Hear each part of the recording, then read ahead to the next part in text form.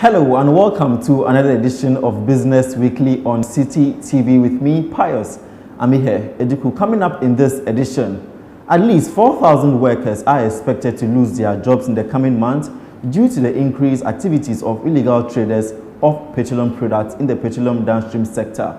Also, the planned bidders conference for the privatization of the ECG set to come off within 3 weeks' time. Details of these plus other top business stories coming up in this edition.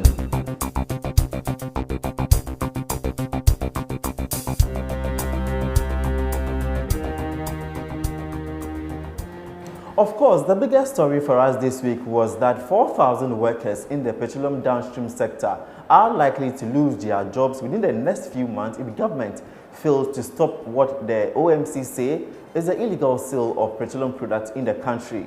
The Association of Oil Marketing Companies CEO, Cuckoo President, tells City Business News the development has made it difficult for its members not only to repay debt owed banks but also have rendered their businesses unprofitable. Cuckoo President also says its members are likely to contribute to the high non-performing loans of banks should they not be able to repay debt owed the banks.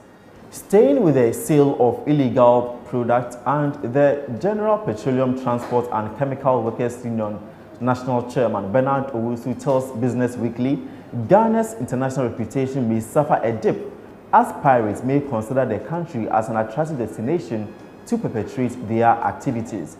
In a related development, the CEO of the National Petroleum Authority, Hassan Tampoli, has ordered the halt of loading of vessels at 3 sections at the Tema port in a bid to curb the illegal distribution of petroleum products.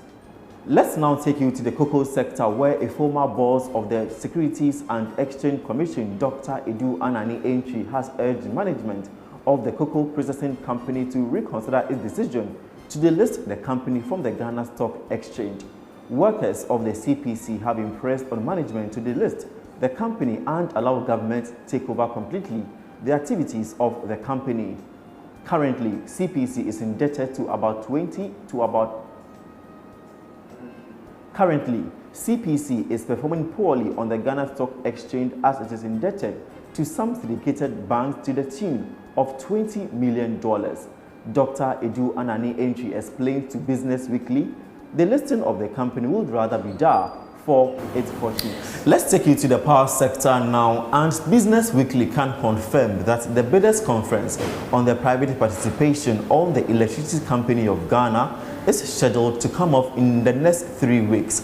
According to officials of the Millennium Development Authority (MIDA), the conference is necessary to avert a situation where Ghana could be served with a penalty for stopping the over $490 million injection into the operations of the ECG.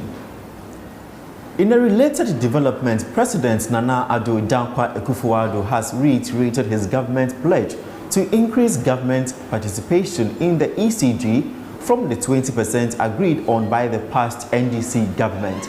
According to the president, the increased participation by the government would help protect the jobs of workers of ECG.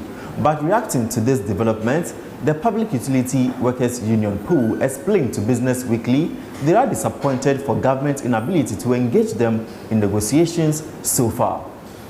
Finally, from the banking industry, and commercial banks in the country would have to increase their minimum capital requirement to at least 200 million cedis. Business Weekly understands this follows the revision of the minimum capital requirement for commercial banks in the country. Now, the new figure will represent about 100% increase from the current 120 million cedis. Some industry watchers have attributed the current figure for the increased number of banks despite the relatively smaller population size. Speaking on the development, the MD for Zenith Bank, Henry Oro, maintained that the new capital requirement should help banks develop their capital base and meet huge capital investment. On his part, the managing director for Cal Bank, Frank Edu Jr., stressed that the increase in minimum capital requirement would strengthen the financial sector. And that is it for this week's edition of Business Weekly on City TV. I am Pius Amihere Eduku. Join us next week, but in the meantime, log on to citybusinessnews.com for more business stories.